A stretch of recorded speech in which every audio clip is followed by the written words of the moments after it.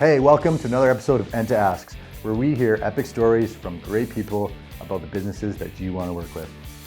Click below and subscribe so you never miss an episode. Or if you want to be on our show and tell your epic story, our link to get on our show is in the description below. Hello and welcome to another episode of ENTA Asks. I'm Adam Colazetti. And I'm Caitlin Bullock. And today we have something extra special. We have not one, but two companies here with us today. Here we have Dan Pichette, who is the Executive VP of Output. And here we have Blaine Jansen, who is an associate at Intuitive and the lead of their innovation team. So super excited. Thanks for coming, guys. Yeah, welcome. Yeah, thanks for having us. So Output, as I understand it, is a software and service solution that is actually leveraging innovation in a company and like really pulling out like productivity and straight to like you're doing amazing things. Is that correct? Yeah, that's what we're trying to do, of course. And I don't call it innovation necessarily, because that just means so many different things to so many different people. There. But we really help companies stay relevant, show their employees how to add value, really tackle the problems, discover them very well, develop solutions, do things in a more collaborative way where more people are involved, especially those impacted by those ideas and those decisions, and really using that to accelerate and improve the way that people are doing things, and that's effectively what we're helping people do. Amazing. And you brought Blaine is one of your clients here, and he's been using the system, and Intuitive, you already had this philosophy of like innovation and engagement of your people. And what you guys do is you're an engineering solution, right? Yes, we're a consulting engineering firm, offices all across Canada, US, and the UK. We provide engineering primarily within the services of structural and envelope engineering, and we have a suite of emerging services that kind of complement improvements to the built environment with a huge focus on sustainability right now. Oh, good. I love that. Yeah, that's amazing. Fantastic, right? If there's one area where innovation is primed, that sustainability has got to be it. Definitely, yeah. So let's start with you, Dan. The epiphany, the moment where you're in, you know what? There's power in innovation, engagement, and leveraging this. What was it?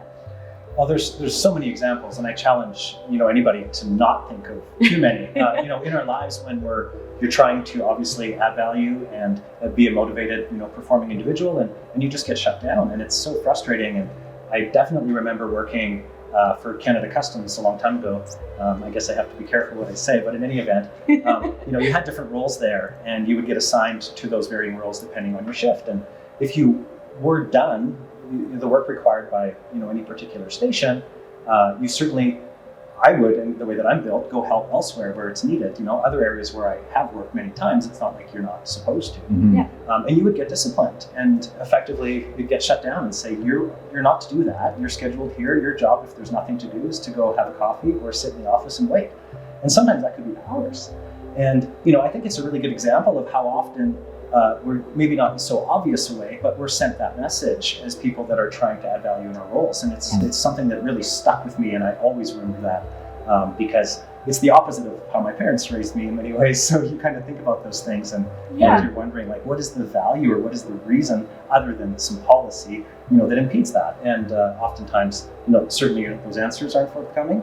And but the message is clear, and the willingness to have solidarity with that organization and to really add value there is basically eliminated, and that's really unfortunate. Well, and if you think about it, if you're that other team that's struggling or behind, and you could use the extra help, and here comes the extra help, and then they get told to go away, you're like, come on, right? Like that just it disappoints everybody.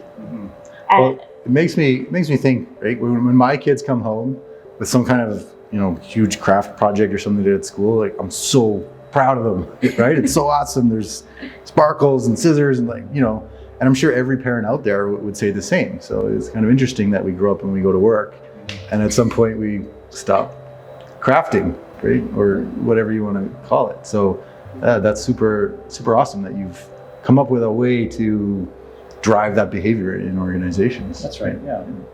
And so then, Blaine, when was your epiphany? Because you founded Intuitive on this concept already. So you guys were like a match made in heaven here. But like, what drove you to make that decision as a company? Well, I think there's a lot of things that are kind of behind how you end up, arriving at this decision. Sometimes it's a story like Dan told. Sometimes it's a summation of things that you've experienced over your career. And that's a lot about how Intuitive was formed. The originating founders, wanted to do something different. They came from other firms that, maybe had some characteristics that Dan's speaking about. And in a lot of cases, maybe operated in kind of a siloed fashion. So a few things about Intuitive that we talk about a lot. Our core values are creative, collaborative, and advanced. That's really been part of our ethos from day one. Mm-hmm. We speak a lot about our one company philosophy, which again is about removing silos. Both of those descriptive stories really kind of are some fundamentals of innovation. Removing silos is super important. Creativity, collaboration, being advanced, all of those themes come together to really channel up into what we know is very important to building an innovative culture. And that just started from day one. Well, and it even sounds like the name Intuitive, to me it screams like ideas, right? Yeah, and I mean, it was forming a name like Intuitive, wasn't without its challenges, but it was quite intentional right. in terms of properly describing what we wanted to do as a company. I love it. And we're not strangers to this. So we've worked for engineering firms in our past life. Mm-hmm. And almost every company that I've worked for has had a journey to one initiative to break down these silos and to do that. And I have yet to see one succeed fully, because it's like there's so much politics around there. So to be able to build a company right from the ground to say, no, we're never going to get siloed.